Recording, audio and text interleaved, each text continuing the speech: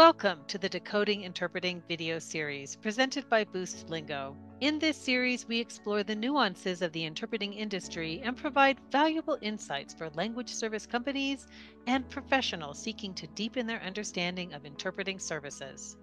This video provides a high-level overview of the interpreting industry and how it fits into the broader language services industry. If you're looking to add interpreting as a revenue line or improve your existing services, this overview will help you understand the industry's size, growth projections, and key market segments. You'll be better equipped to make strategic decisions and capitalize on emerging opportunities in this dynamic field.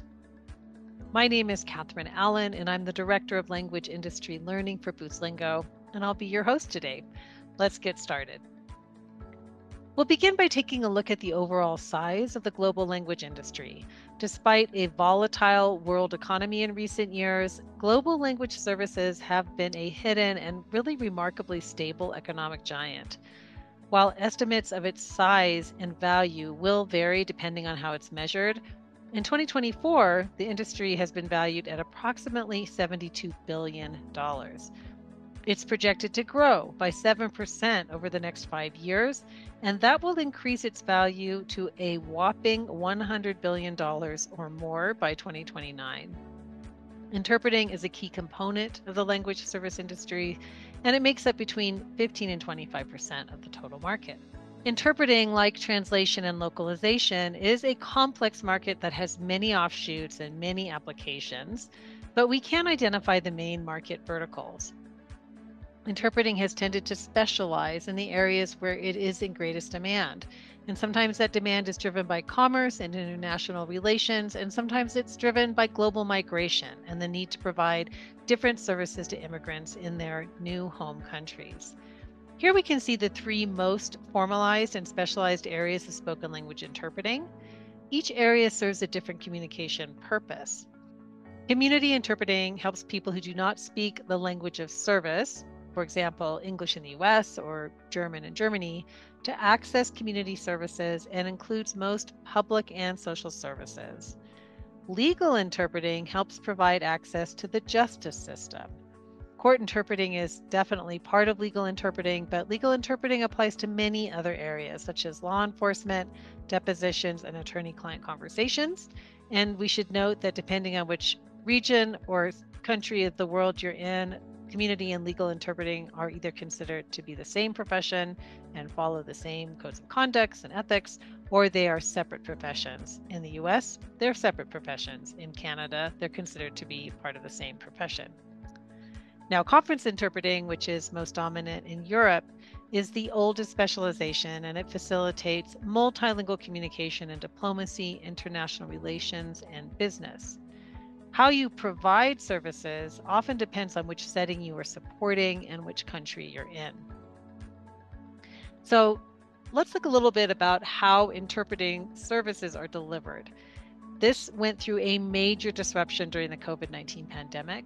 Prior to the pandemic, about 80% of interpreting was delivered on site around the world. And then, as we all know, and as we all lived, global communication was forced fully online almost overnight in the spring of 2020, and interpreting had to follow. Everything from government functioning to patient care to court trials was accessed by a phone or video connection, and interpreting and interpreters had to find a way to be in those online spaces. Now, as the world settles into its new normal, it's clear that the industry will never return to pre-pandemic practices. Remote interpreting is here to stay and now makes up about half of all interpreting services provided. Now, most of you are likely quite familiar with the most common language services provided by language service companies. This image shows us a breakdown of those common service categories and provides some pretty interesting insights. This data comes to us from the 2023 NIMSY 100 report. So first, the language industry is dominated by translation and localization services. In other words, services revolving around the written word. And 90% of companies usually center their services in translation and localization, which includes machine translation and post-editing services, and most of the time desktop publishing and graphic design. But here you can see that half of all LSPs are providing some kind of interpreting service as well, whether that be on-site or remote. And even though by market share, interpreting represents about 15 to 25% of the total market earnings. So interpreting is seen as a must-have service option for clients by half of LSPs, even though it represents a smaller share of the market. And third, as communication technologies evolve, these services that were once more clearly defined on the translation side, such as transcription and captioning and subtitling, are now beginning to blend into the interpreting market. The more recent ability to provide these services in real time makes them important resources for capturing and transmitting spoken communication. AI is intensifying this evolution, as we will see in just a moment. So, how exactly are interpreting services provided? Well, just like with translation and localization, it does take a partnership between language service companies, language professionals, who are mostly freelancers and largely globalized at this point, as well as a variety of technology platforms. The biggest difference is that interpreting is provided in real time, and at least half the time the interpreter is physically present with the client. This fundamental difference is what makes translation a different profession from interpreting and requires a unique skill set that is not interchangeable between translators and interpreters. It also means that the infrastructure for service delivery between translation and interpreting is fundamentally different, and it's why companies can't just layer on interpreting as a service with their existing infrastructure. Translation and localization requires complex project management and coordination, and interpreting requires complex scheduling, the ability to connect interpreters to clients in real time, both remotely and on site, and increasingly the ability to provide supportive AI technology in real time. Now, let's take just a moment to consider how technology platforms differ for interpreting. Technology has been an essential part of delivering translation services for a very long time now. CAT tools and translation project management software helped globalize translation and localization really several decades ago. But now interpreting is experiencing a similar transformation. Interpreting platforms are newer to the industry, and they first gained real traction with the introduction of video and audio streaming, internet capabilities, and of course the introduction of mobile technology really evolved that quickly. So interpreting technology typically includes software for on-demand remote and pre-scheduled video and audio or phone interpreting, remote simultaneous interpreting, which requires a different kind of software technology, interpreter scheduling, invoicing, and reporting. Now, as we move into the AI era, technology will become even more embedded into interpreting. Expect to see integration with other technologies as a big trend. Hospitals, banks, and schools, and many other industries are going to want to see automation and access to translation and interpreting built into their core software infrastructure instead of having to access those services outside of it. Now, no overview of the industry is complete without mentioning artificial intelligence. Language services are undergoing a significant transformation driven by advancements in AI.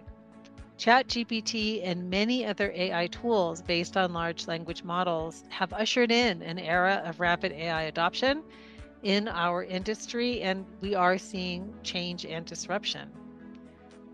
Multilingual captioning and speech-to-speech tools are rolling out in remote conferences and events, and in many cases, they are expanding access and accessibility for events where interpreting typically has not been paid for in the past. These tools are beginning to replace human interpreters in some cases as well, or are being used in combination with them.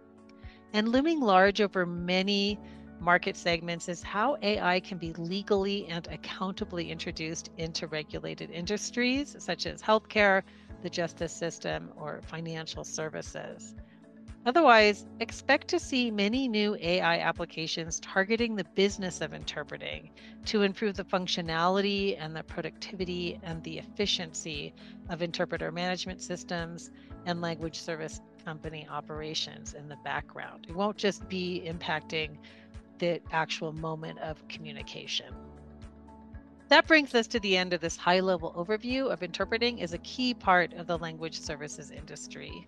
As we know, in the end, language services of all kinds facilitate the work of many other industries and workplaces. Interpreting is a key component of this larger language industry. It makes real-time communication possible whenever and wherever it's needed. This immediacy of the service provided is what sets it apart from other language services, and it does require a different model for service delivery and access to a different part of the global interpreting workforce. We hope you found this topic of value and encourage you to explore the other videos in this series on your journey to decoding this dynamic growth industry. Thank you.